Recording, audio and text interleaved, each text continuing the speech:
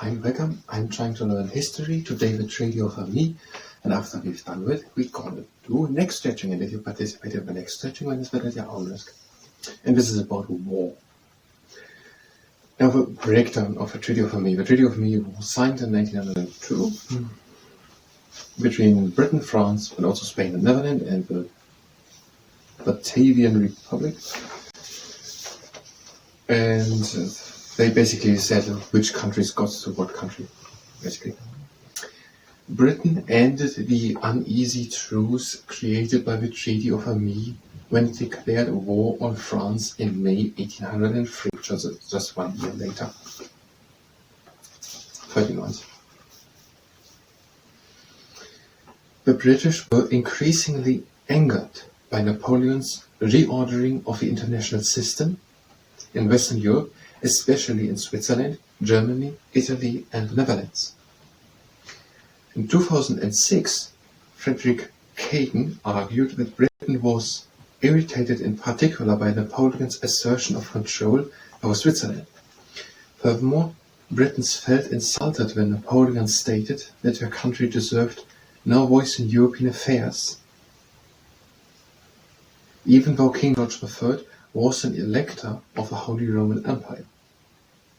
For its part, Russia decided that the intervention in Switzerland indicated that Napoleon was not looking toward a peaceful resolution of his differences with the other European powers. Britain was laboring under a sense of loss of control, as well as a loss of markets, and was worried by Napoleon's possible threat to its overseas colonies. In his Napoleon biography published 1997, Frank McLean argued that Britain went to war in 1803 out of a mixture of economic motives, and national neurosis and irrational anxiety about Napoleon's motives and intentions. However, in the long run, Napoleon's intentions were hostile to British national interests. Furthermore, Napoleon was not ready for war, making it seem an optimal time for Britain to try to stop him.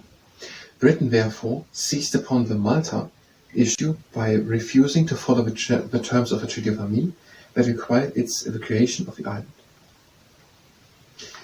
Let's read on. Schroeder wrote that most historians agreed that Napoleon's determination to exclude Britain from the continent now and bring it to its knees in the future made war inevitable. The British government balked at implementing certain terms of the treaty, such as evacuating their naval presence from Malta. After the initial fervour, objections to the treaty quickly grew in Britain. It seemed to the governing class that they were making all the concessions and ratifying recent developments.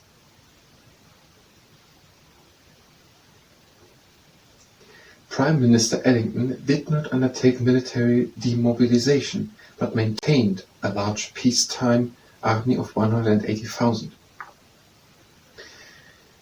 Actions taken by Bonaparte after the treaty was signed heightened tensions with Britain and signatories to the other treaties. He used the time of peace to consolidate power and recognize domestic administration in France and some of its client states. His effective annexation of the Cisalpine Republic and his decision to send French troops into the Helvetic Republic, Switzerland, in October 1802 was another violation of the Treaty of Luneville. However, Britain had not signed the treaty, and the powers that had signed it tolerated Napoleon's actions.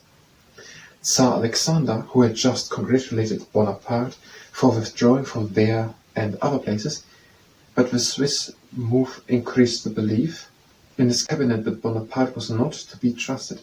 Bonaparte met British protests over the action with belligerent statements, again denying Britain's right to be formally involved in matters on the continent and pointing out that Switzerland had been occupied by French troops when the treaty was signed. He also demanded for the British government to censor the strongly anti-French British press and to expel French expatriates from British soil. Those demands were perceived in London as affronts to British sovereignty.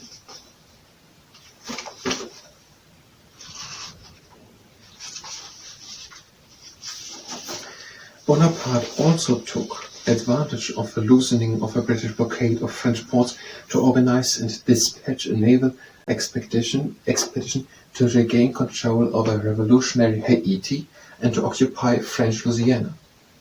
Those moves, though not in violation of the treaty, were perceived by the British as a willingness by Bonaparte to threaten them on a global stage. Britain refused to remove troops from Egypt or Malta, as agreed upon in the treaty.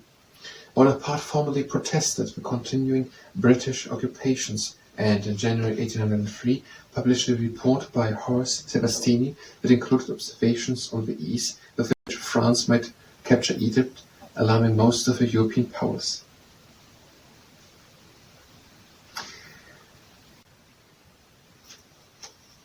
We're gonna read on in the next part, and then we're gonna go over it again sentence by sentence to really understand it. We're not here to look something up. We really get to understand it. But that is enough for now. We don't have time to complete it to the end. So we're gonna split here. That means if you're here for history, for the Treaty of Amiens, go to the next part of history, the Treaty of Amiens. We will do now the Neckstretching. If you stay and participate in the Neckstretching, then it's better the oldest. Hold and stance. We're doing the hydro tower. Breathe in, lift the arms up, and reach with the fingertips as far as you can. And again down, reach as far as you can. And out. Breathe in and reach as far as you can with the fingertips. And again down. And now, with the arms in front, and reach again with the fingertips as far as you can. Not just to the side, but also back and down as far as you can.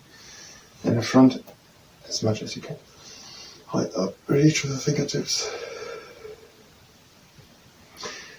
And now the buzzer that loosens everything good up, arms to the side, and we're pretending to fly like a buzzer. Now we test the front. And now the police officer. Breathe in, lift the arms up. And breathe out and out to the side. And the arms up. And out and to the other side. And in and up. Now the legs shoulder width wide apart. Shoulders back.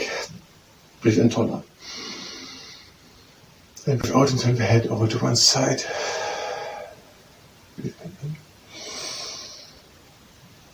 And out, bring the chin down to the cloud. Breathe in, lift the gaze, and turn the head over to the other side. Breathe again in, and out, chin down to the clavicle. Again in, head up, and out over to the other side. Now breathe again in, and out, and bring the head in circulatory movement over to the other side. Again in, breathe halfway out, and circle over. And then back. Now have the feet standing together, breathing in, lifting the arms up. And we're breathing out, bringing the arms down and drawing the shoulder blades together, opening the chest to the sky, the crab and the body, and breathing the arms up. Out and again down, draw the shoulder blades together. Again in and up. Bring the hands to touch and lean back very deliberate. Again in. And out, lean another time back. Again in. Now out and we're leaning over to one side with firm the wind. Breathing in. And out over to the other side. Again in. Over across the arms, intertwine the fingers. Breathe in, reach, high screw.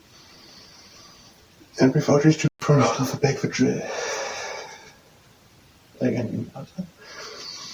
Change the position of across the arms, intertwine the fingers. Again, breathe in, reach high. Breathe out, reach in front, out of the back.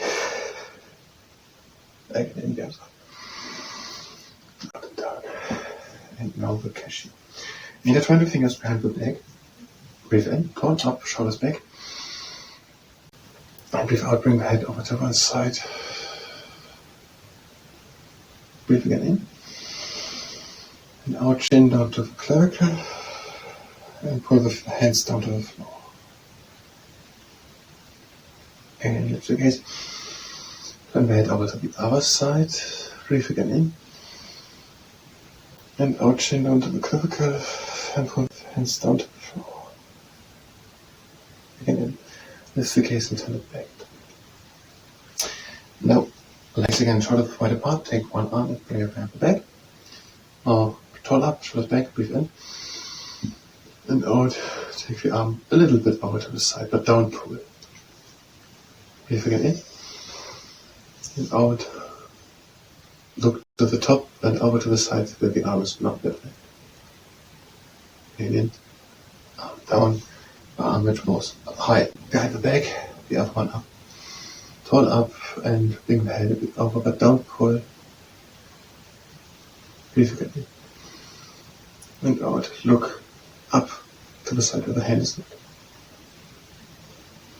Again in, arm down.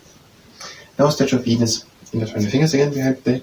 Bring the hands over to one side. Breathe in, tall up, straight back. Shoulders back and out. Turn the head to the side where the hands are. And then bring the chin down. Breathe in. And out. Pull the arm in and the shoulder down. Again, in, lift the gaze. And turn the head over to the other side. Bring also the hands over to the other side. Tall up, shoulders back. Breathe in. And out, chin down to the clavicle. Pull the arm in the shoulder down. In the gaze. And turn the head back into the middle. We're doing the sky hugger. The feet are standing together. Breathe in, lift the arms up. Breathe out, lean back. Long arms. Leaning up. And out, leaning and back. Again, in and up. Holding the arms down. And we're doing the eagle swings. Breathe in, lift the arms up. Breathe out, the arms down.